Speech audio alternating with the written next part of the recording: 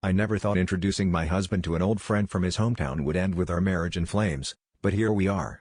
It started at my office holiday party. She was a recent hire, loud and magnetic, boasting about how she and my husband had gone to the same high school.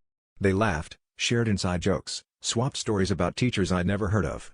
I felt like the outsider, but I brushed it off as nostalgia.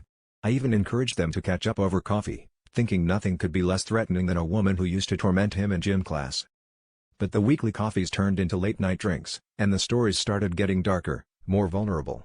I overheard their laughter in our kitchen one evening when I came home early. My husband had invited her over, said they were just talking about old wounds. He flinched when I mentioned her name, and I started noticing little changes: cologne he hadn't worn since college, new playlists, more time at the gym. I ignored the pit in my stomach, blaming it on paranoia. Everything blew up when I found a bruised knuckle and a torn shirt in the laundry. He confessed through tears. She was his high school bully, yes, but somewhere between reliving the pain and working through it together, they'd crossed a line. She was the only one who really saw him, he said, who understood the broken parts he'd spent years hiding. They'd started meeting up in hotel rooms, drawn together by scars I'd never been able to touch. The sickest part is, I'd pushed them together, thinking I was healing old wounds.